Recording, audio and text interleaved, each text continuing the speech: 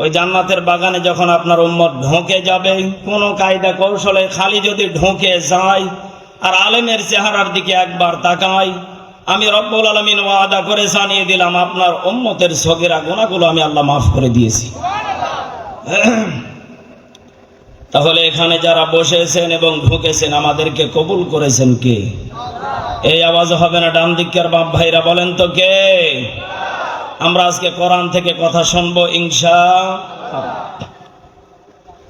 রব্বুল আলামিন ডেকে বললেন, হে নবী, এই পৃথিবীর বুকে আমি মানব জাতির হেদায়েতের জন্য একটি কিতাব পাঠিয়েছি। জবান খুলে বলেন কিতাবের নাম কি?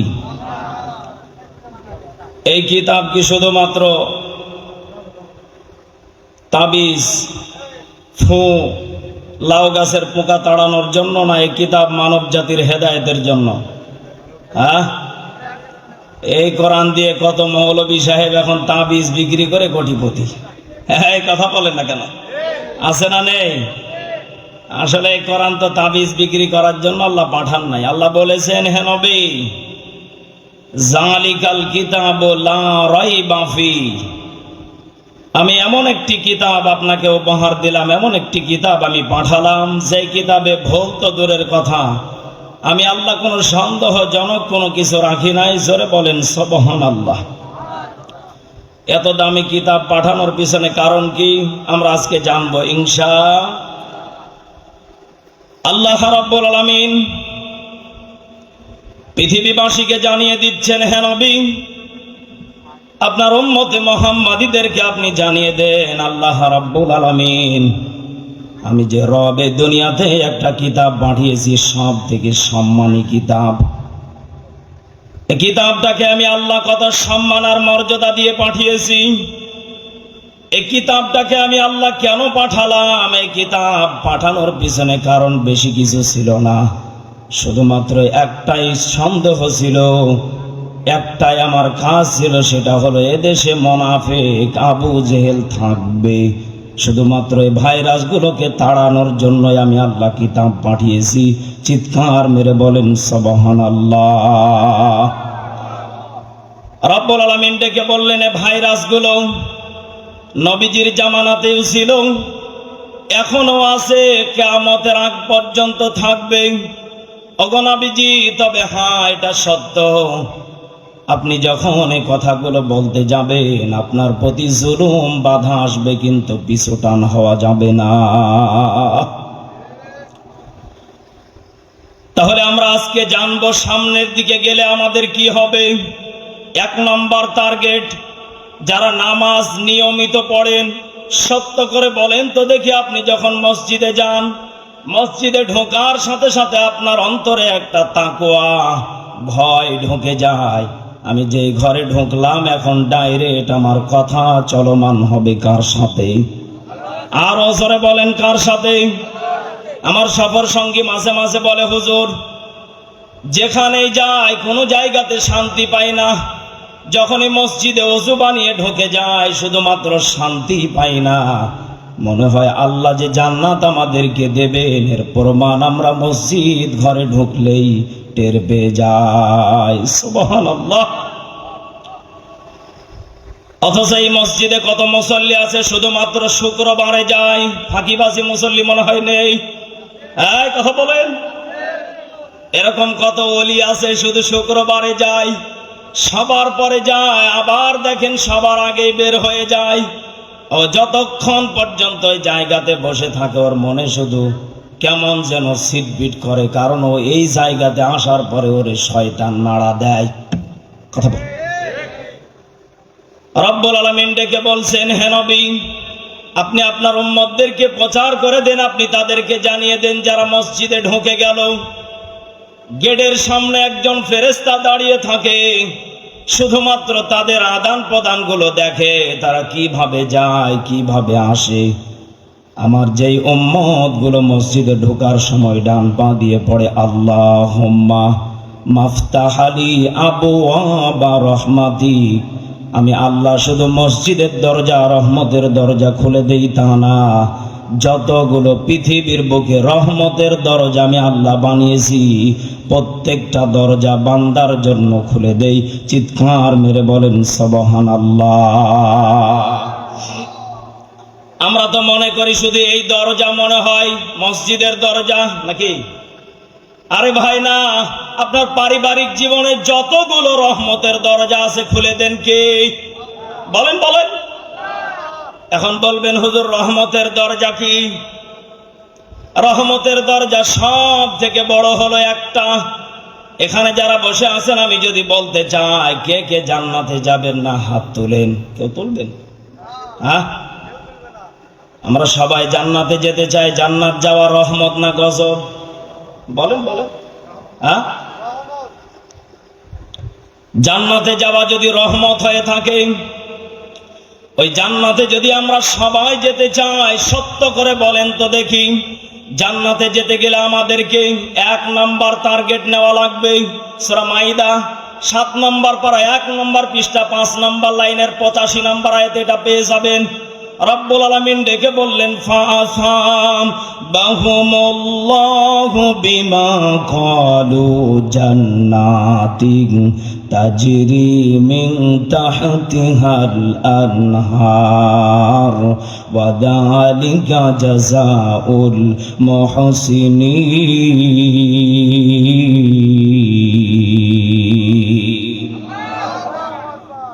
সূরা মাইদা 7 নম্বর পারা 1 নম্বর পৃষ্ঠা 5 নম্বর লাইনের 85 নম্বর আয়াত। এটা রব্বুল আলামিন ডেকে বলছেন ফাআসাবাহুমুল্লাহ, সম্মান মর্যাদা আমি আল্লাহ দিয়েছি তোমাকে। সুবহানাল্লাহ বলেন। আচ্ছা বলেন তো দেখে সম্মানটা আমাদেরকে দিয়েছেন কে? আল্লাহ বললেন শুধু আমি আল্লাহ সম্মান আর মর্যাদা দিয়েছি তা না, বিমা ক্বালু, যদি তুমি এই সম্মানটাকে যদি টিকিয়ে রাখতে পারো, আমি আল্লাহ ওয়াদা করে দিলাম তোমাকে জান্নাত আমি আল্লাহ উপহার দেব। একটু চিৎকার মেরে বলেন সুবহানাল্লাহ। এখানে আমার একটা মাঝে মাঝে প্রশ্ন জাগে, সত্য করে বলেন তো দেখি, সম্মান কি আল্লাহ গরুকে দিয়েছে? এই কথা বলেন। ছাগলকে দিয়েছে? ভেড়া দুম্বাকে দিয়েছে? আল্লাহ বললেন পৃথিবীর কাউকে আমি আল্লাহ এমন সম্মান দেই নাই, আমি আল্লাহ শুধুমাত্র তোমাকে দিয়েছি। আল্লাহ আবারও জানিয়ে দিচ্ছেন লাকাদ খালাকনাল ইনসানা ফি আহসানি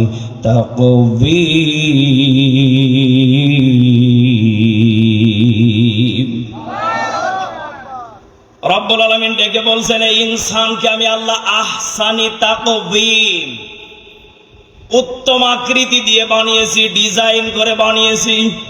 অথচ আমার দেশে আজকে রয়্যাল বেঙ্গল টাইগারকে জাতীয় বাঘ বানানো হয়। কথা বলেন না কেন? ও যদি জানতো আমি জাতীয় টাইগার, ও এ ছাতা জঙ্গলে থাকতো না, ঘরে গিয়ে বসে থাকতো। কথা বলেন। আমার দেশের মানুষ কত বড় গাধা হলে কাজ করতে পারে। বাংলাদেশে এতগুলো ফল থাকতে ফলকে জাতীয় ফল বানালেন আপনি কাঁঠালকে। ও ছাতা খুলতে গেলে হাতে আঠা ভরে বাঁধ হয়ে যায়। সেদিন আমি শ্বশুর বাড়ি গিয়েছি, কি বলবো, কষ্ট হচ্ছে না তো আপনাদের? আমি শ্বশুর বাড়ি গিয়েছি, আমার বিবি ডাক দিয়ে বলছে কি গো, তুমি তো প্রতি বছর প্রত্যেকটা ফল বাজারে আগে আসলে ক্রয় করো, কিন্তু আমাদের দেশে এখন জাতীয় ফল এসেছে কাঁঠাল, তুমি ক্রয় করো না কেন? আমি মনে মনে চিন্তা করলাম তাই তো, সব ফল আমি আগে খাওয়ার চেষ্টা করি, কারণ ফল খেলে নাকি শরীর ভালো থাকে। আমার বিবিকে আমি প্রথমেই উত্তর দিলাম জাতীয় ফল কাঁঠাল, আমি যে কিনে নিয়ে আসিনি, তুমি কি রাগ করলাম? বিবি বলছে শুধু রাগ না, আমার অভিমান হচ্ছে, কারণ তুমি ফল খাও, আনো নাই কেন বলো? আমি বললাম দেখো, কাঁঠাল আমি ঠিকই বাজার থেকে ক্রয় করেছি, শুধুমাত্র আমি ওই আঠার ভয়ে খুলি না, তুমি যেদিন খুলে দিবে সেই দিন আমি খাবো। শাশুড়ি আম্মা ডেকে বলছে জামাই এত ভয় পাই, আমাকে দাও। আমার শাশুড়িকে আমি দেখলাম ঘরের ভিতরে গিয়ে ইচ্ছা মতো তেল মাখলো। এ কি গো, ও ছাতা খাবার গেলে যদি তেলই মাখা লাগে, ও ছাতা খেয়ে লাভটা কি? কথা বলে না। আমার শাশুড়ির হাতের দিকে তাকাই, এমন করে তেল মাখা মেখেছে, খালি টস টস করে পড়তেছে। আমি বললাম, আম্মা এটা আপনি করলেন কি? কয়, বাবা তেল যদি মাখি কাঁঠালের কষগুলো লাগবে না, এমনি এমনি খুলে যাবে, খাইতেও মজা লাগবে। আমি বললাম, মা সব ঠিক আছে, কিন্তু এটা জাতীয় ফল হওয়ার যোগ্যতা রাখে না। আপনাদের রাজশাহীর আমকে যদি অন্তত পক্ষে বানাতো আমি মনে হয় খুশি হতাম, কারণ খালি ছিলে খাইলেই মজা লাগে। আল্লাহু আকবার বলেন। মধু মধু এত পরিমাণ সুস্বাদু এ রাজশাহীর আম, বিশেষ করে রূপালী আমটা বেশি সুস্বাদু। সুবহানাল্লাহ কয় না? কোনো তেলও মাখা লাগে না, টেনশনও করা লাগে না, ঠেলা ঠেলিও করা লাগে না, খালি আমার ভাইও কানে দিবে, খালি ছিলে খাবে। কথা আল্লাহ বললেন, বান্দা আমি এত নিয়ামতের ফল তোমাকে উপহার দিলাম, শুধুমাত্র তোমাকে আহসানি তাকবীম উত্তম আকৃতি দিয়ে বানিয়েছি, এই কারণে উত্তম সৌন্দর্য দিয়ে বানিয়েছি, এই কারণে বান্দা তোমাকে এত সম্মান আর মর্যাদা দিলাম। বান্দা তুমি জানার পরে যদি মানতে না চাও, কিয়ামতের মাঠে আমি আল্লাহ তোমাকে জাহান্নামের কাঠগড়াতে দাঁড় করাতে বাধ্য হয়ে যাব। একটু চিৎকার মেরে বলেন নাউজুবিল্লাহ। ও রাজশাহীবাসী, আমি আপনাদেরকে এতটুকু আজকে কথা বলতে চাই, তাহলে বলেন তো দেখি আমাদের সম্মান দিলেন কে? আরো জোরে। মর্যাদা দিয়েছেন কে? উত্তম আকৃতি দিলেন কে? ডিজাইন করলেন কে? এটা কিন্তু ক্লাস, এটা কি কষ্ট হচ্ছে আপনাদের? চলবে? তাহলে আমাদেরকে সম্মান দিলেন, আমাদেরকে মর্যাদা দিলেন, উত্তম আকৃতি দিলেন, উত্তম ডিজাইন দিলেন। আল্লাহ এবার ডাক দিয়ে বলছেন, এত কিছু দেওয়ার পরে যদি বান্দা তুমি না আমাকে চিনতে পারো, আমি আল্লাহ রাব্বুল আলামিন তোমাকে জানিয়ে দিলাম, এমন একটা জাহান্নাম তোমার জন্য বানিয়ে রেখেছি, যেই জাহান্নামের ভিতরে তোমাকে ফেলে দেওয়ার সঙ্গে সঙ্গে প্রত্যেকটা সাপ বিচ্ছু গ্রাস করে ফেলবে। চিৎকার মেরে বলেন নাউজুবিল্লাহ। ফ্যানের বাতাসটা একটু এদিকে দেন। কলিজার টুকরা প্রাণপ্রিয় যুবক ভাইয়েরা, তাহলে আওয়াজ করে বলেন তো দেখি আমাদের সম্মান মর্যাদা আছে না নেই? আল্লাহ রাব্বুল আলামিন ডেকে বলছেন, এই সম্মান যদি টিকিয়ে রাখতে চাও, দুনিয়াকে ভুলে যাও, দুনিয়াকে লাথি মেরে দাও। এক নম্বর টার্গেটই হলো তোমাদের নামাজ। আরো জোরে বলেন কি? অথচ আমাদের দেশের মানুষ টাকার পিছনে বেশি সময়। কথা বলেন বলেন। টাকাকে এমন ভাবে ক্রয় করে, হালাল হোক আর হারাম হোক দেখার টাইমও নেই, কিভাবে কি করলাম দেখার সময় নেই, আমাকে কামাই করাই লাগবে, এটাকে সব থেকে প্রাধান্য দেয়। এমন মানুষ আমাদের সমাজে আছে না নেই? ওরে মানুষ হইছ বেহুশ দুনিয়ার পিছে, কি জবাব দিবি রে তুই আল্লাহরই কাছে? ঠিক কি না? হালাল হারাম না মানিয়া কত টাকা করছো কামাই, এত টাকা রাখবা কোথায়? কাফনের তো পকেট নাই। হালাল হারাম না মানিয়া কত টাকা করছো কামাই, এত টাকা রাখবা কোথায়? কাফনের তো পকেট নাই। টাকা পয়সা লইয়া কি কেউ কবরে গেছে? টাকা পয়সা লইয়া কি কেউ কবরে গেছে? ওরে মানুষ হইছ বেহুশ দুনিয়ার পিছে, কি জবাব দিবি রে তুই আল্লাহরই কাছে? হাই, কি জবাব দিবি রে তুই আল্লাহরই কাছে? ঠিক কি না? রাত দিনে দৌড়া দৌড়ি, বিশ্রামেরও সুযোগটা নাই, নামাজ রোজা দূরের কথা, আল্লাহ নামটা মুখে নাই। ঠিক কি না? রাত দিনে দৌড়া দৌড়ি, বিশ্রামেরও সুযোগটা নাই, নামাজ রোজা দূরের কথা, আল্লাহ নামটা মুখে নাই। তোর পিছে মহা বিপদের সঙ্গীত আছে, তোর পিছে মহা বিপদের সঙ্গীত আছে। ওরে মানুষ হইছ বেহুশ দুনিয়ার পিছে, কি জবাব দিবি রে তুই আল্লাহরই কাছে? হাই, কি জবাব দিবি রে তুই আল্লাহরই কাছে? ঠিক কিনা? আওয়াজ করে বলেন তো দেখি, আমরা টাকা পয়সা কামাই করি, এতটুকুও চিন্তা করি না যে আমার টাকাগুলো আমি রেখে যাচ্ছি, আমার সন্তান যদি গাজাইয়া বা খেয়ে ফুরিয়ে দেয়, অন্তত পক্ষে আমার কবরে কানা ঠসা ফেরেস্তা খালি ওয়াসালে পিটাবে, একটুও শান্তিতে রাখবে না, এই চিন্তা আমাদের কারো নেই। কথা বলেন ঠিক কিনা? তাহলে রব্বুল আলামিন ডেকে বলছেন এই টাকা পয়সা নিয়ে কেউ যেতে পারবে না, শুধুমাত্র টার্গেট হলো সম্মান আর মর্যাদা নিয়ে যেতে হবে বান্দা। এই সম্মান আর মর্যাদা যদি নিয়ে যেতে পারো তাহলে আর একটা টার্গেট করা লাগবে। সূরা আলে ইমরান 102 নম্বর আয়াতে রব্বুল আলামিন ডেকে বললেন, ইয়া আইয়ুহাল্লাযীনা আমানুত্তাকুল্লাহা হাক্কা তুকাতিহি ওয়া লা তামুতুন্না ইল্লা ওয়া আনতুম মুসলিমুন।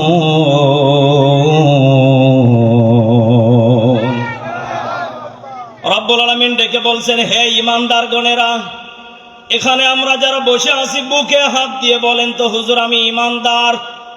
কি বলেন বলেন? আমার ভাই বলেছে আমি বুকে হাত দিয়ে বললাম ঈমানদার। এখন বলেন তো দেখি, আমার দেশে কিছু বিড়ি খোর ঈমানদার দাবি করে? কথা বলেন। হ্যাঁ, সেই দিন আমার এক এলাকাতে টাটকা একজন বিড়ি খোরকে আমি দেখলাম 3 দিন থেকে বিড়ি খায় না। চা খেতে বসে একজন মুসল্লি ডাক দিয়ে বলছে, কিরে বিড়ি খাও না কে? আমিও একটু ধরে বসলাম, সত্য করে বলে তো দেখি, তোমার চাইতে এলাকাতে বিড়ি মনে হয় আর কেউ খায় না। মানে একবারে অরিজিনাল বিড়ি খোর কি নেই? হ্যাঁ, এমনও এখানে যুবক আছে প্রেমিকার ছাকায় পড়ে 57টা সিগারেট খায়, সেঞ্চুরি করে ফেলে, তখন না কে? হ্যাঁ, এমন এখানে যুবক বসে আছে প্রেমিকার ছাকায় 57কে হাফ সেঞ্চুরি করতে করতে ফুল সেঞ্চুরি করে ফেলে, আছে না নেই? আমাদের এলাকায় এক বিড়ি করে এইভাবে 3 দিন থেকে বিড়ি খায় না, মনে বড় কষ্ট, ঝিমঝিম ভাব, মনে হয় কবরের টেনশন বেশি হয়ে গেলে যা হয়। এলাকার মানুষজন ধরে বলল, কি ব্যাপার বিড়ি খাও না কেন, দেখা যায় না? আল্লাহর বান্দা মুচকি একটা হাসি দিয়ে বলল, আমারও ঈমান আছে। ওরে শয়তান, ঈমান আছে? বলে আমারও ঈমান আছে। ঈমান কি, পরিচয় দাও। এই চাচা কোনে যান? আহা দাদা ভাই, এগুলো করলে তো হবে না, আমি জানি রাত বেশি হয়ে গেলে 12টা পার হয়ে গেছে। কি শেষ করে দেবো? হ্যাঁ, তাহলে উঠাউঠি করা যাবে না। আরে ভাই, আমার তো শুরুই করতে দেন না। একটু তাকবীর দেন, লিল্লাহে তাকবীর। ও বলছে আমি বিড়ি না খেলে কি হবে, 3 দিন থেকে আমারও ঈমান আছে। আমরা বললাম, ভাই ঈমানের একটু যদি ব্যাখ্যা দিতেন, আমি তো আজ মাহফিলে কথা বলি, আমি এখান থেকে কিছু শিক্ষা নিয়ে গিয়ে মানুষগুলোকে উপহার দেব। বলে, হুজুর আমার ঈমানের পাওয়ার হলো এমন, যখন এলাকাতে কোনো মানুষ মারা যায় তখন আমাকে ফেরেশতারা এসে বলে, বিড়ি খাইস না, মরা লাগবে। কারণ আমারও মরণের ভয় আছে। আপনারা যে ওয়াজে বলেন মরা লাগবেই, মাস্ট বি, আমি জানি মরা লাগবেই। এই কারণে আমি 3 দিন থেকে বিড়ি খাই না। আমি যখনই দেখলাম আমার চাইতে বয়সে ছোট আব্দুল্লাহ মারা গেল, আজকেও আমার গ্রামে একজন আমার বাবার চাইতে বয়স কম যুবক মানুষ মারা গেল, 2টা সন্তান রেখে, কোটি কোটি টাকার মালিক ক্যান্সার হয়ে মারা গেল। অথচ সে মামা আমার সম্পর্কে মামা হলো, ভাবতেও পারে না আমি এত অল্প বয়সে মারা যাব। বলেন তো দেখি, হায়াতের মালিক কে? মৌতের মালিক তিনি কে? বলে, হুজুর আমি বিড়ি খাই না, এই কারণে আমার ঈমান আছে। আমি 3 দিন থেকে দেখলাম, 3 দিন থেকে আমি বিড়ি না খাওয়ার কারণ হলো, যখন মানুষ মারা যায় তখন আমার কাছে ফেরেশতারা বলতে থাকে, বিড়ি খাস না, মরা লাগবে, মরা লাগবে। এই কথা যখন আমার অন্তরে বাধা দেয়, 3 দিন পর্যন্ত ঈমান ঠিক থাকে। 4 দিনে দিন বন্ধু বান্ধব কয়, এক টান মারি দেখ, কয় এক টান মারি দেখ। টান বুঝেন তো আপনার? কয় এক টান মারি দেখ। হুজুর 4 দিনের দিন যখন এক টান মারি, 5 দিনের দিন মনে মনে চিন্তা করি 2টা খাইয়ে দেখি কিছু হবে না। শেষ পর্যায়ে হুজুর আবার নিশা যখন ধরে যায়, আমি তখন মনে মনে চিন্তা করি বিড়ি খেলেও নাকি ঈমান থাকে, কারণ হুজুরেরাই বলে শুকনা খাবারে ঈমান যায় না। শুকনা খাবারে ইমান যায় না হুজুর, এটা মনে করেন যে এটা একটা হাউস, এটা খেলে পেট ক্লিয়ার থাকে, সবকিছু দূর হয়ে যায়, টেনশন বিবি যদি একটু জ্বালা যন্ত্রণাও করে হুজুর টয়লেটে গিয়ে এটা খাইলে সব দূর হয়ে যান। জোরে কোন সুবহানাল্লাহ। দেখছেন দাদা ভাই সুবহানাল্লাহ কাছে। এজন্য আমি বলি আমার ক্লাস কিন্তু কঠিন ক্লাস, সবাইকে মনোযোগ থাকা লাগবে, আছে তো ইনশাআল্লাহ? তাহলে বলেন তো দেখি, আমি যেই কথা থেকে এত গভীরে ঢুকলাম, হে ইমানদার গণেরা, এখানে আমরা যারা বসে আছি বলেন তো দেখি, তাহলে বিড়ি যারা খান ইমান আছে? বলেন বলেন। এখন বলবেন হুজুর বিড়ি আবার কেন না খেলে ইমান চলে যাবে, কারণ কি? বিড়ি খেলে ইমান থাকবে না, এর ব্যাখ্যা একটা দেন। বলেন তো দেখি, নিশাদ্রব্য জিনিসকে হারাম করেছেন তিনি কে? আরো জোরে বলেন তিনি কে? আরো জোরে বলেন তিনি কে? আপনি জানার পরও যদি বলেন না এটা হারাম, আমি জানি মানব না, সত্য করে বলেন তো দেখি, জানার পরে যারা মানবে না ডবল পাপের অধিক। আরো জোরে। তাহলে আপনি জানার পরে যদি খান আপনি ডবল পাপের অধিকারী হয়ে গেলেন। আমি এত গভীরে যেতে চাচ্ছি না।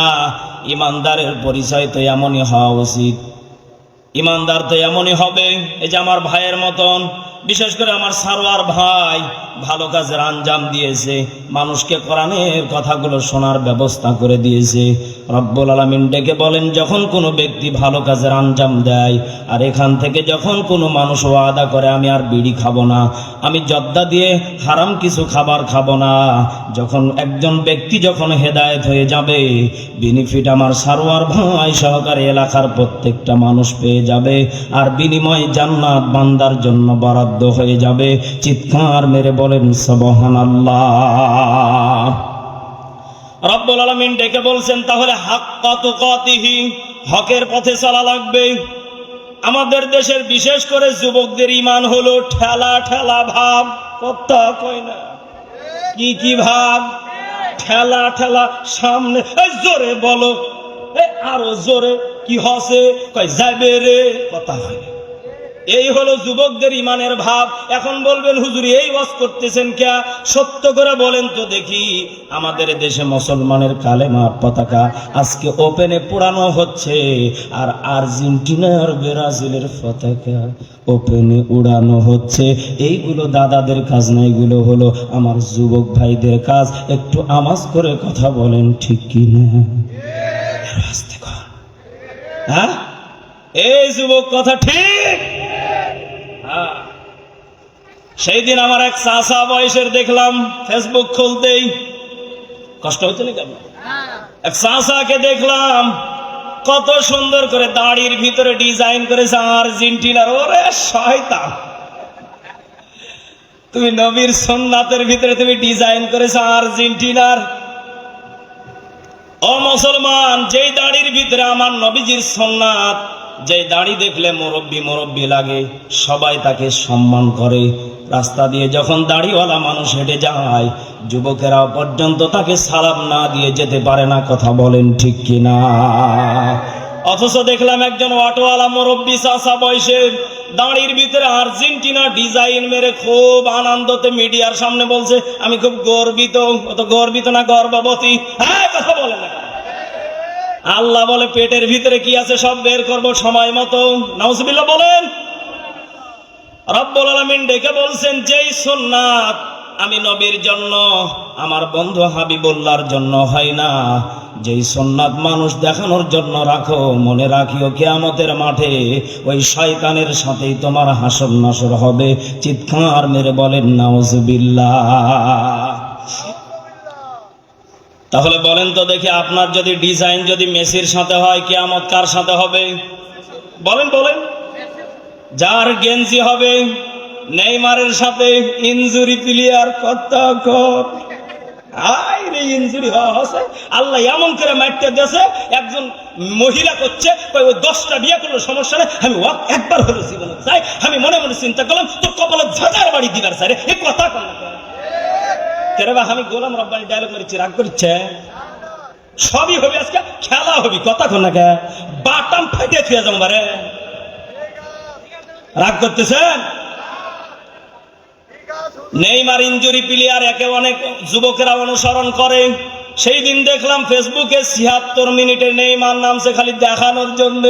কি যুবক, ঠিক আছে নি? ৭৬ মিনিটে নামছে, ৯০ মিনিটের খেলা। চিন্তা করলাম আল্লাহ আছে আর ১৪ মিনিট, খেলবে কি? মিশায় একটু দৌড়াদৌড়ি করেছে, ওটা নিয়ে যুবকেরা পুরো তোলপাড়, মিডিয়া পাগল। আল্লাহ নবীজি বলেন, ক্বালান নবী সাল্লাল্লাহু আলাইহি ওয়াসাল্লাম, মান তাশাব্বাহা বিকওম ফাহুয়া মিনহুম। নবীজি বললেন, যার ডিজাইন হবে মেসির সাথে, যার ডিজাইন হবে নেইমারের সাথে, যার ডিজাইন হবে ইহুদিদের সাথে, জবান খুলে বলেন তো দেখি তার হাসর নাসর হবে তার সাথে। এই কথা মেসবার বাবার না নবীজির? আরো জোরে, আরো জোরে।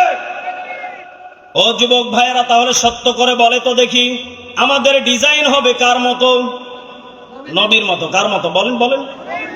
আমাদের ডিজাইন যদি নবীর মতো হয়, আমাদের ডিজাইন চলাফেরা পোশাক আশাক যদি নবীজির মতো হয়ে যায়, নবীজি বলেন আমার একটা উম্মত যদি জাহান্নামের গেটে দাঁড়িয়ে যায়, আমি নবীজি ওই উম্মতের জন্য ডাইরেক্ট আল্লাহর কাছে গিয়ে বলবো, আল্লাহ আমার একজন উম্মত জাহান্নামের গেটে দাঁড়িয়ে আছে, আপনি যদি অনুমতি দেন আমি আমার উম্মতটাকে জান্নাতে নিয়ে যাব। চিৎকার মেরে বলেন সুবহানাল্লাহ। ও বাংলার যুবকেরা, মনে রাখো, তুমি যাকে অনুসরণ অনুকরণ করতেছো, যেই দেশে মুসলমানদের আজান বন্ধ করে দেওয়া হয়েছে, যেই দেশে মুসলমানদের আজান বন্ধ করে দেওয়া হয়েছে, ওই মুসলমানের সন্তান ইহুদির সাথে হাত মিলিয়ে তাল মিলিয়ে চলতে পারে না। কথা বলেন ঠিক কিনা? এই জন্য মুসলমানের ডিজাইন হবে নবীর মতো। কথা বলেন ঠিক কিনা? মুসলমানদের চরিত্র হবে, এই দেশের যুবকদের চরিত্র হবে আমার নবীর মতো। কথা বলেন ঠিক কিনা? কারণ আমার নবী হাসরে, আমার নবী মিজানে, আমার নবী ফুলসিরাতে, নবী বিনে জান্নাত পাওয়া কঠিন উম্মতের জন্য। সে কোন বন্ধু বলো বেশি বিশ্বস্ত, কার কাছে মন খুলে দেওয়া যায়, কার কাছে সব কথা বলা যায়, হওয়া যায় বড় বিশ্বস্ত, হওয়া যায় বড় বিশ্বস্ত। ঠিক কিনা? আজকে যদি রাত্রিবেলা বিবির কাছে গোপন কথা বলেন, সকালবেলা কয়েকজন অন্তত পক্ষে ভাবি জানবে, কেউ জানবে? আমার ভাই যেহেতু ঠিক বলছে, মনে হয় জীবনে একবার হলো ঘটছে। কারণ নারীদের এমন একটা অভ্যাস, এখানে মা বোন আছে তো, আছে, প্রজেক্টর আছে না? আসলে বিবিকে যারা গোপন কথা বলতে পছন্দ করেন, আমি একটা সত্য কথা আজকে বলে দিয়ে যাই, যদি ভুল করেও কোনোদিন যদি প্রেম করে থাকেন, এই কথা বইয়ের কাছে জীবনেও বলবেন না। কারণ আপনি যদি প্রেমের কথা যদি বইয়ের কাছে একদিন যদি বলছেন, ও কিয়ামত পর্যন্ত আপনাকে জ্বালিয়ে খাবে। একটু যদি কোনো রকম ভুল করে ফেলেন, বলবে ওইটার কাছে যাও। এই কথা বলেন না কেন? এই জন্য বইয়ের কাছে সব গোপন কথা বলা যাবে। যেজন কখনো ব্যথা দিতে জানে না, যেজনকে বলি মুছে দেয় বেদনা, যেজন কখনো ব্যথা দিতে জানে না, যেজনকে বলি মুছে দেয় বেদনা, হৃদয়ের হাহাকার আপন করে নিতে আর কার বুক এত প্রশস্ত, তার নাম আহমদ বড় বিশ্বস্ত, তার নাম আহমদ বড় বিশ্বস্ত। জবান খুলে বলেন ঠিক কিনা? কোন ব্যক্তি যদি নবীর কাছে গোপনে নীরবে যদি আমার মনের অন্তরের কথা যদি নবীর কাছে বলি, বলেন তো দেখি আমার কথা বোঝার শক্তি আছে না নাই? আরো জোরে বলেন। আমার নবী বলেন, আমার উম্মতকে আমি কোনোদিন কষ্ট দিব না, কিন্তু আমার উম্মত যদি আমাকেও কষ্ট দিয়ে ফেলে, আমি নবী এরপরও আমার উম্মতকে ভুলতে পারি না। জোরে বলেন সুবহানাল্লাহ। কলিজার টুকরা বাবাজিরা, তাহলে বলেন তো দেখি আমরা নবীকে ভালোবাসবো তো ইনশাআল্লাহ? একটু হাতগুলো তুলেন তো দেখি। লিল্লাহে তাকবীর। আল কোরআনের আলো, কোরআন হাদিসের আলো, লিল্লাহে তাকবীর। তাহলে আমি হকের পরিচয় দিতে গিয়ে কথাগুলো বলছিলাম, মনে আছে তো আপনাদের? হ্যাঁ, হকের পথে যদি আমরা থাকতে চাই, 1 নম্বর টার্গেট নেওয়া লাগবে। ইহুদিদেরকে যারা সাপোর্ট করে আমরা তাদের বিপক্ষে থাকবো ইনশাআল্লাহ। রব্বুল আলামিন ডেকে বলছেন তাদের মরণ তো এমনই হওয়া উচিত, ইল্লা ওয়া আনতুম মুসলিমুন।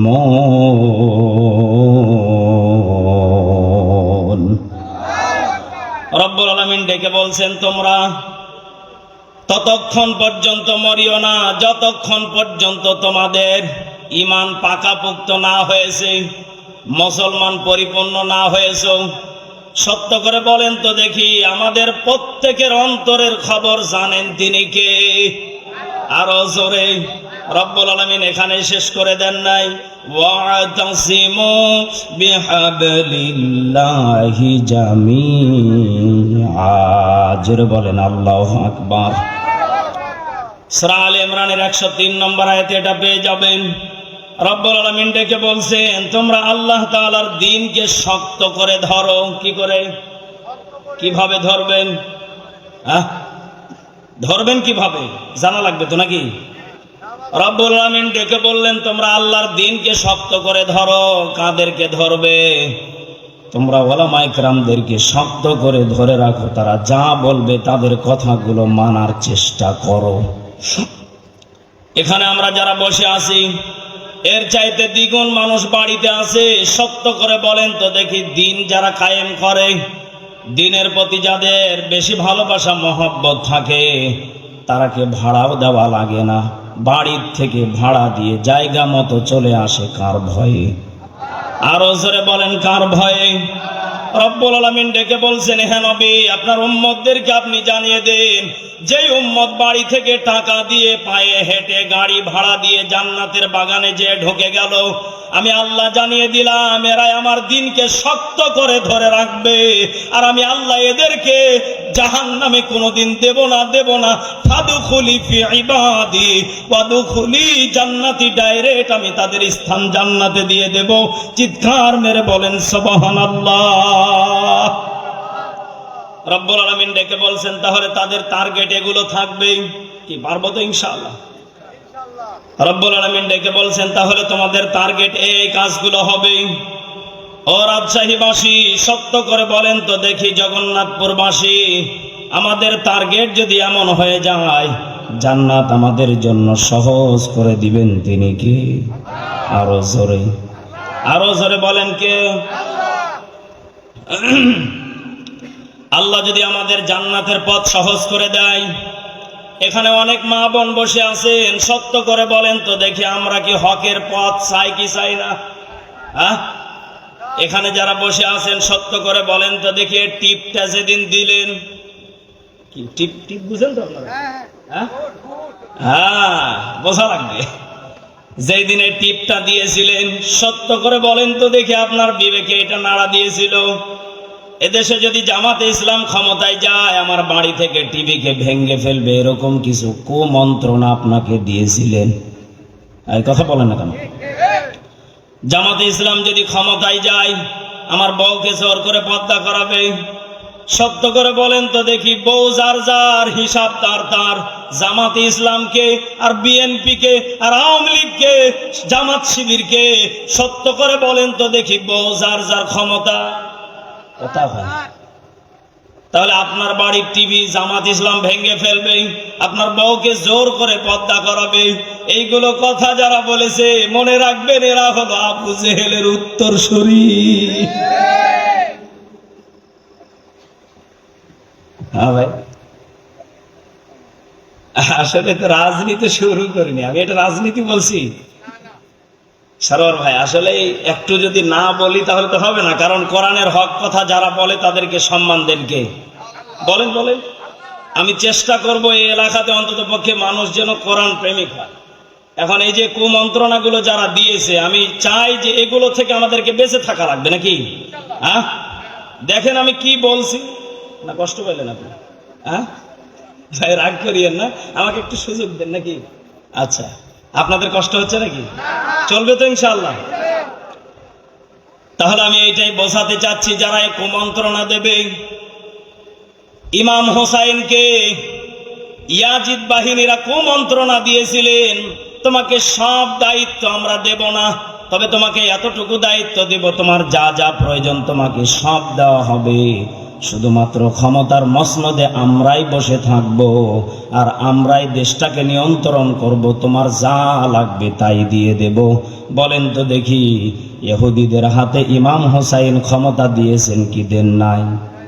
আরো জোরে, কারণ উনি এতটুকু কথা বলেছিলেন, আমার এই দেহের ভিতরে হযরতে আলীর রক্ত আছে। এই কথা বলেন। ও বাংলার মুসলমান, মনে রাখতে হবে, এই রক্ত যাদের আজও আছে, এই সমস্ত কুমন্ত্রণা যারা দেয়, যারা আলেম নামে, কত মানুষ আছে যারা আলেম হয়েও জালেমদেরকে অনুসরণ করে, তাদের কথাগুলোকে বিক্রি করে খায়। মনে রাখতে হবে, এদেরকেও আল্লাহ ছাড় দিবেন না, তাদেরও হিসাব টুকরো টুকরো করে নেওয়া হবে। কারণ আল্লাহ রাব্বুল আলামিন ডেকে বলছেন, যারা হকপন্থী হবে, সত্যর পথে যারা চলবে, তাদেরকে আমি আল্লাহ সম্মান দেব, কোনো সন্দেহ? বলেন বলেন, সত্য করে বলেন তো দেখি। আমি এখানে একটা তাফসির নোট করেছিলাম আজকে, তবে আমার আগে যারা আলোচক এসেছেন প্রত্যেকে কথাগুলো বলেছেন। মক্কা মদিনার বুকে হযরতে আবু বকর প্রায় 2 বছর 2 মাস প্রেসিডেন্ট অবস্থায় ছিলেন। খলিফাতুল মুসলিমিন হযরত ওমর প্রায় 10.5 বছর প্রেসিডেন্ট অবস্থায় ছিলেন। এরপরে হযরতে উসমান 12.5 বছর ছিলেন। প্রত্যেকটা ওলামায়ে কেরাম ক্ষমতার মসনদে বসে কোরআনের বাণী পৌঁছে দিয়েছিলেন। আমাদের দেশে এখন যিনি দায়িত্বে আছেন, বিশেষ করে প্রিয় বড় ভাই জনাব তারেক রহমান, ছিলেন তো আপনারা নাকি? হ্যাঁ, উনি ইতিমধ্যে আপনারা হয়তো দেখেছেন, উনি মালয়েশিয়া এবং চীন সফরে গিয়েছেন।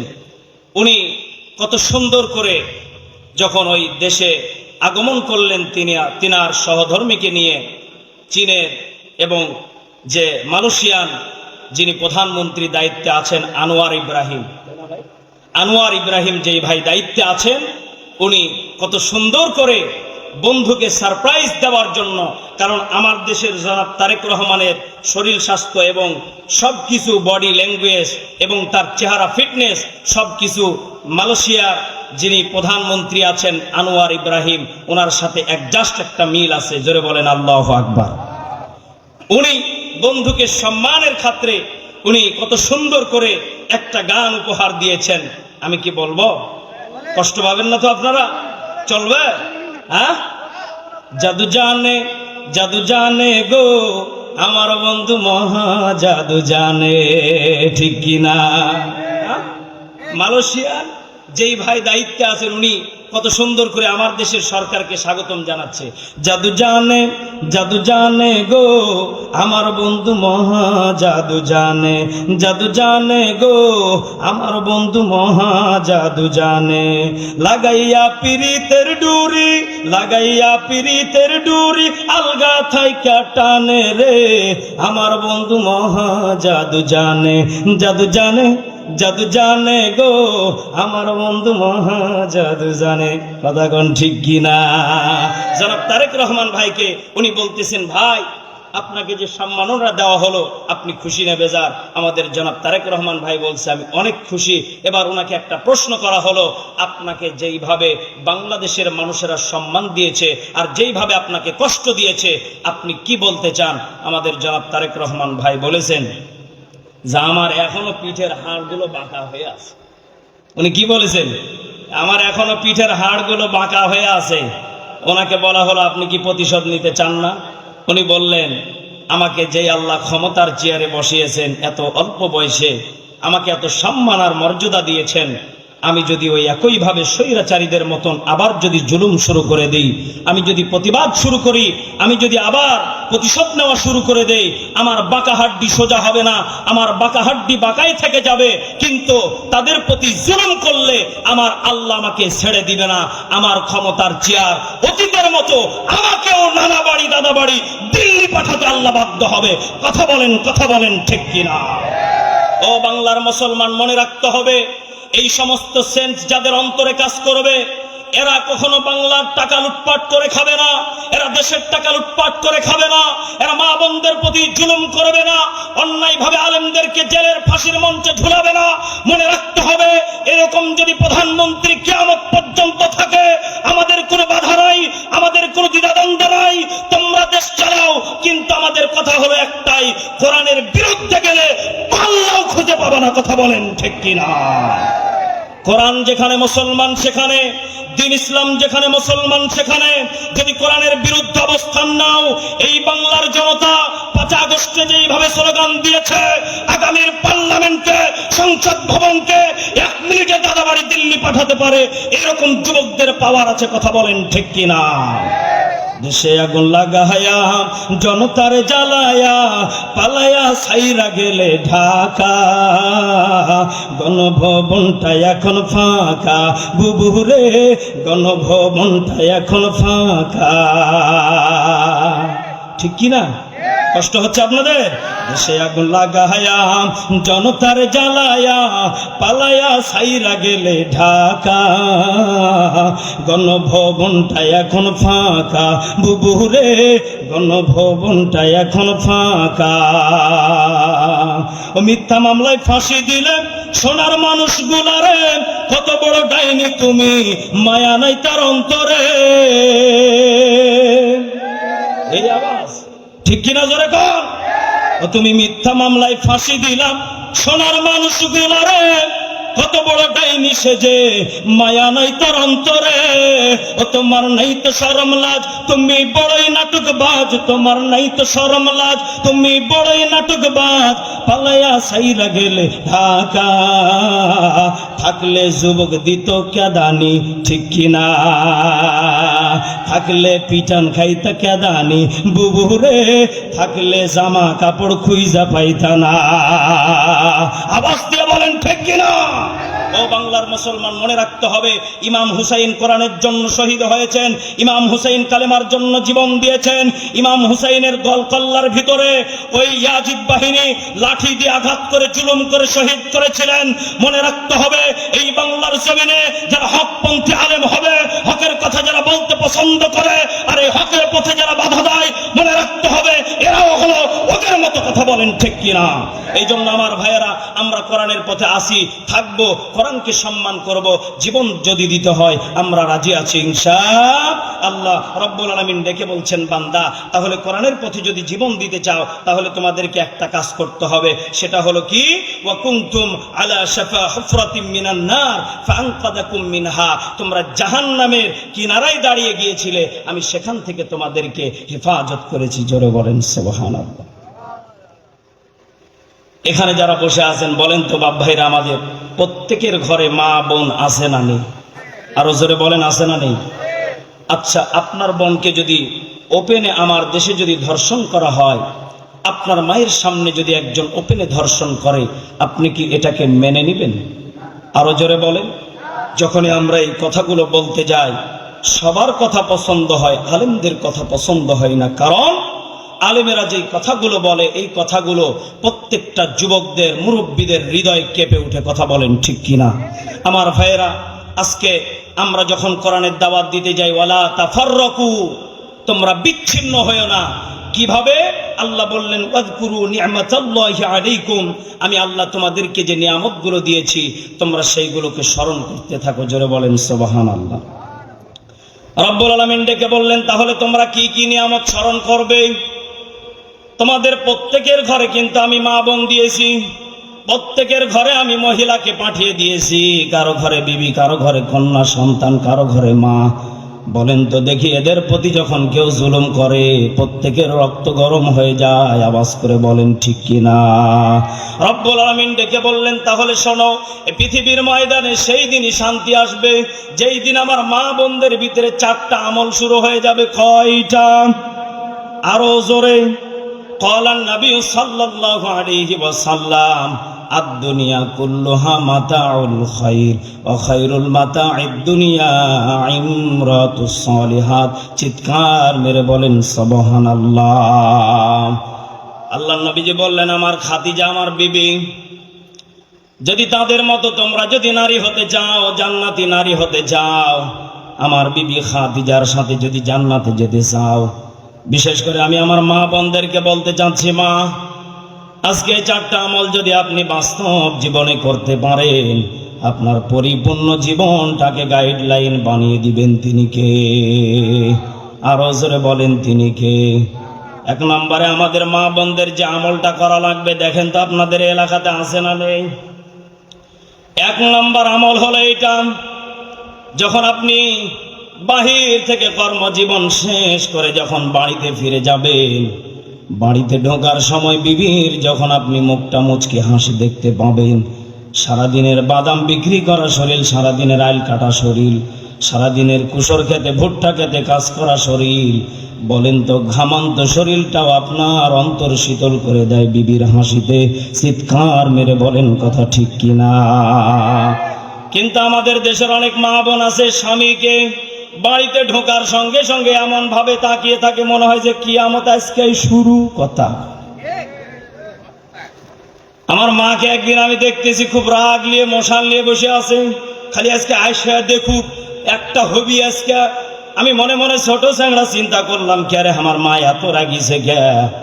যখন আমার বাবা বাসায় বাড়িতে ঢুকেছে, ঢোকার সঙ্গে সঙ্গে আমার মা জোর গলায় কথা বলতেছে, তোমার ভাইয়ের বকরির ছাগল এসে আমার গাছের পেয়ারা গাছের সবগুলো পাতা খেয়ে নিয়েছে, এর বিচার যদি না করে দাও আমি আজকেই তোমার বাড়ির থেকে চলে যাব।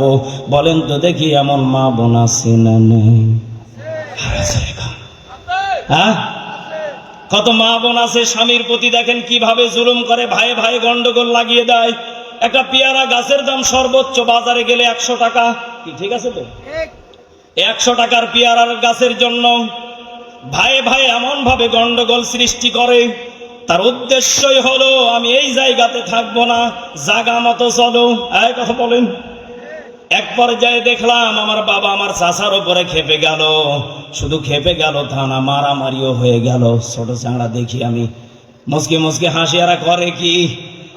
আমি যখন বড় হয়ে গেলাম জানতে পারলাম, এ হাদিস থেকে আমি বুঝতে পারলাম, যেই নারী স্বামী বাড়িতে ঢোকার সঙ্গে সঙ্গে পৃথিবীর সব কষ্টগুলোকে দূরে ফেলে দেবে এবং স্বামীর দিকে মুচকে হাসি দিয়ে একটা সালাম দেবে এবং স্বামীকে বলবে, প্রাণের স্বামী আমার, 1 গিলাস পানি এনে দেই, শরবত এনে দেই, বসো, পাখা দিয়ে বাতাস করবে, ফ্যান আগিয়ে দেবে এবং কি লুঙ্গি গামছা আগিয়ে দিবে, গোসলের পানিটা ওজুটা ব্যবস্থা করে দিবে।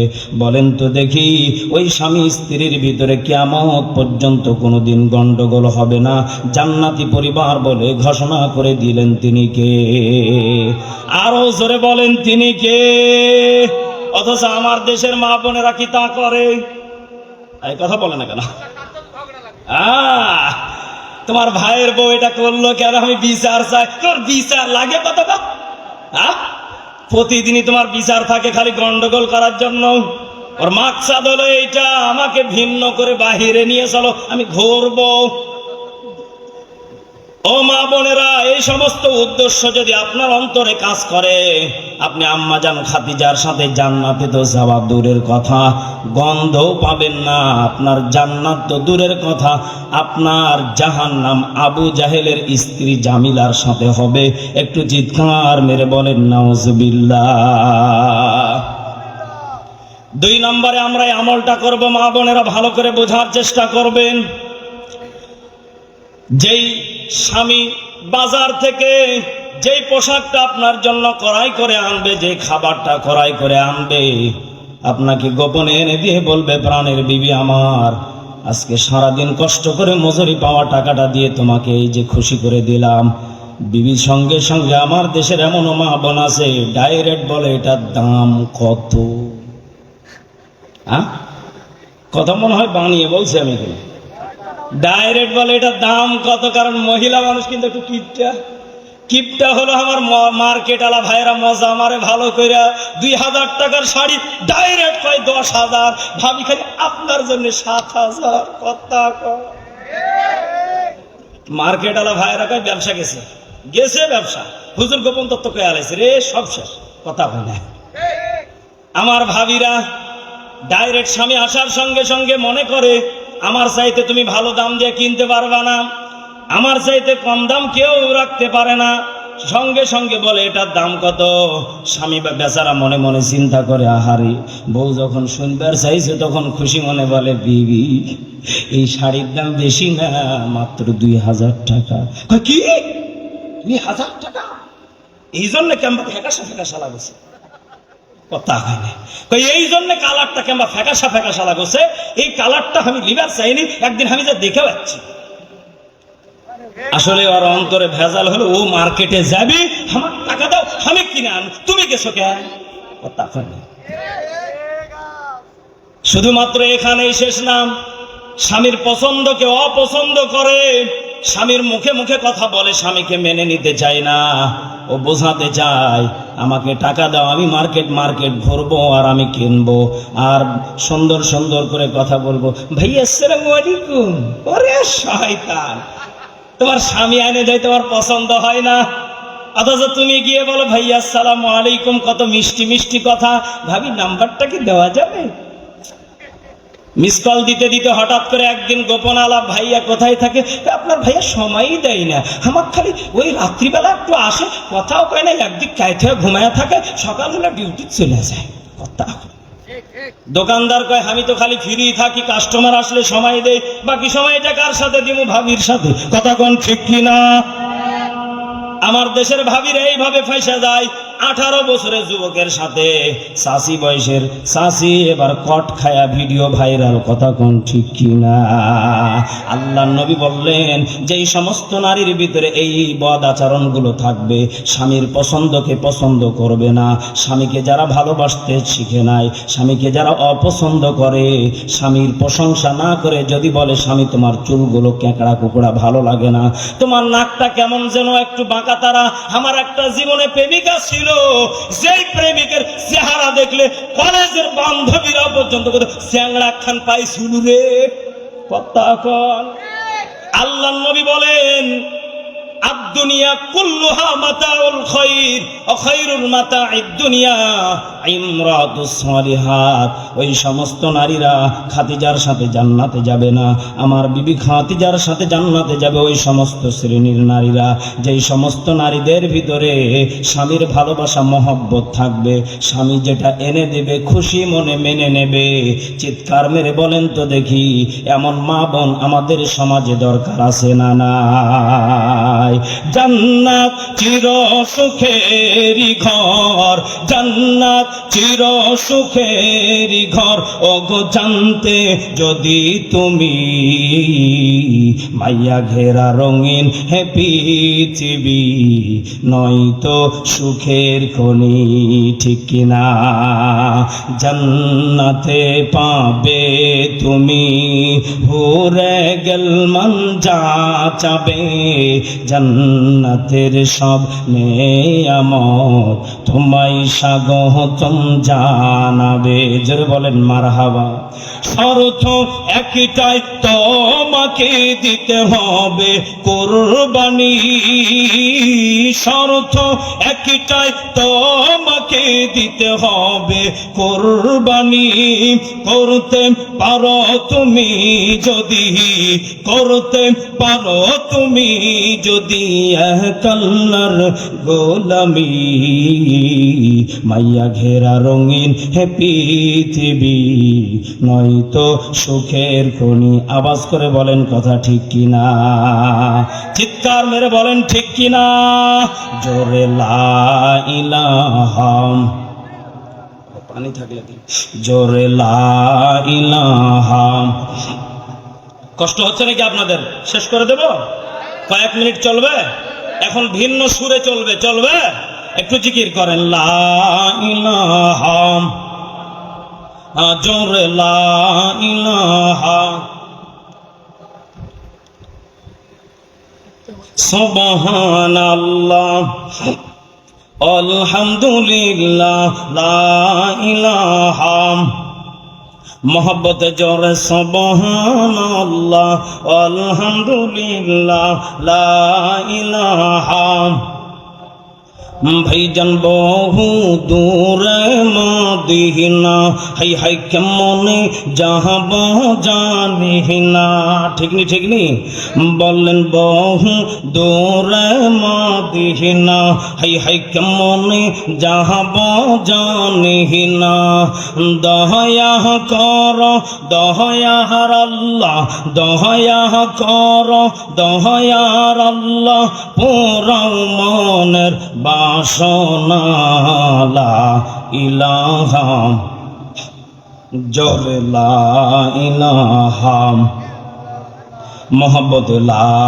ইলাহা ইল্লাল্লাহ জোরে লা ইলাহা ভাইজান এই কালে মার বন্ধ বেলা কাজে লাগিবে মরণ বেলা এই কালে মার প্রেম থাকিলে এই কালে মার প্রেম থাকিলে কবর হবে ও জালা লা ইলাহা জোরে লা ইলাহা মুসলমান ভাইরা আমার আর কোনো দিকে কোনো নজর নাই কয়েকটা মিনিট আমরা হাকিকতান কান্না করে বিদায় নিয়ে চলে যাব রে মুসলমান বাবাজি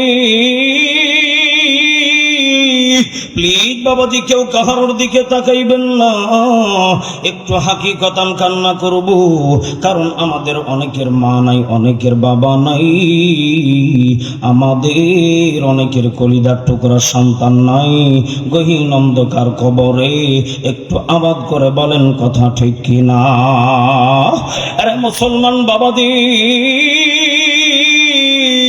যাদের মা গহীন কবরে যাদের বাবা গহীন কবরে যাদের কলিজার টুকরা সন্তান গহীন কবরে একটু আবার আওয়াজ করে বলেন তো দেখি আল্লাহু আকবার আর একবার মায়া করে ডাক দিয়া বলেন আল্লাহ আমার ভাইরা আমার বন্ধুগণ এই দুনিয়ার সফর কিন্তু আমাদের ক্ষণিকের সফর আমাদের প্রত্যেককেই কিন্তু মৃত্যু সজ্জায় সজ্জিত হবে এই জন্যই তো আশরাফ আলী থানভী রহমাতুল্লাহ আলাইহি বলেন আগার খাই কেদার জান্নাত রসিদি বন্দেগি কোন বন্দেগি এরে মুসলমান বাবাজি যদি পরকালে জান্নাত পেতে চাও দুনিয়াতে বেশি বেশি করে বন্দেগি কোন বন্দেগি ইবাদত করো একটু আবাদ করে বলেন আল্লাহু আকবার এ মুসলমান বন্ধু কেন আপনি দুনিয়াতে ইবাদত করবেন না কেন আপনি দুনিয়ার সময়টাকে বেশি হারামের পথে সময় দিবেন এর মুসলমান বাবাজি আপনার আমার মরণ তো এমনই হওয়া উচিত যেই মরণের ভিতরে ইমানের টার্গেট থাকবে যেই মরণের ভিতরে নামাজ থাকবে যেই মরণের ভিতরে আমার রোজা থাকবে যেই মরণের ভিতরে আমার কালেমার পতাকা থাকবে যেই মরণের ভিতরে আমার কালেমার শাহাদাতের তামান্না থাকবে আরে মুসলমান বাবাজি একটু দিলটা নরম করে দিয়ে কথাগুলো বোঝার চেষ্টা করবেন আমার আল্লাহ রাব্বুল আলামিন ডাক দিয়া বললেন নবীজি ইয়া রাসূলুল্লাহ ইয়া হাবিবাল্লাহ আপনার উম্মতে মুহাম্মাদীদেরকে আপনি জানিয়ে দিবেন ওগো নবীজি আপনার উম্মত যেন জাহান্নামে না আসে আর যদি জাহান্নাম থেকে বাঁচতে চাই সূরা বনি ইসরাইলের ভিতরে আমি একখানা আয়াত নাজিল করে আপনার উম্মতদেরকে আমি আল্লাহ রাব্বুল আলামিন জানিয়ে দিলাম এরে আমার রাজশাহীর বাবাজিরা আমার আল্লাহ আল্লাহ রাব্বুল আলামিন ডাক দিয়া বললেন, নবীজি, ওগো নবীজি, আপনার উম্মতদেরকে ওই একখানা আয়াতের কথা আপনি জানিয়ে দিবেন। একটু আবাদ করে বলেন তো দেখি, এই আয়াত আমাদেরকে শিখিয়ে দিলেন কে? আর একবার জোরে আওয়াজ করে বলেন কে? আমার আল্লাহ রাব্বুল আলামিন ডাক দিয়া বললেন, ওয়াকাদা রাব্বুকা আল্লা তা'বুদু ইল্লা ইয়াহু ওয়া বিল ওয়ালিদাইনি ইহসানা। একটু আওয়াজ করে বলেন আল্লাহু আকবার। এই ময়দানে যাদের মা নাই, এই ময়দানে যাদের বাবা নাই, কেউ কাহার দিকে তাকাইবেন না, একটু নিচু দিকে মাথা করে দিন, একটু কবরের কথা স্মরণ করেন, একটু মা বাবার কথাগুলো মনে করেন। এই মুহররমের দিনে কত মা বাবা ছিল রে, সন্তানের জন্য একটু পায়েস রান্না করে ডাক দিয়া বলছে, বেটা তুই না খাইলে আমার গলা দিয়া খাবার কেন নামে না? বেটা তুই কোনে আসোস, আই রে আমার একটু পায়েস রান্নাগুলো খায়া যা। সন্তান যদি দূরে থাকছে, মায়ের গলা দিয়া পায়েস নামে নাই, একটু আবাদ করে বলেন কথা ঠিক কিনা?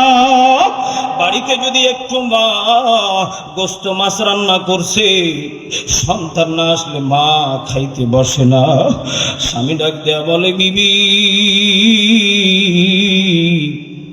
কেন তুমি খাবার খাইতে বসো না? তোমার কি খাইতে মন চাই না? মা জনম দুঃখিনী মা ডাক দিয়া বলছে, প্রাণের স্বামী আমার, আমার সন্তানটা না একটু দূরে গেছে, সন্তান না আসা পর্যন্ত আমি মা খানা খাইতে পারবো না। এ মুসলমান বাপ ভাইরা আমার, যেদিন মা বাবা বৃদ্ধ হয়ে যায় একটু কিন্তু বেশি কথা বলে, কথা বলেন ঠিক কিনা? অনেকে আমার এখানে যুবক ভাইরা আছেন, বৃদ্ধ মা বাবা যখন একটু বেশি কথা বলে, তখন মারে বুড়ি কয়ে তুমি গালি দাও। মা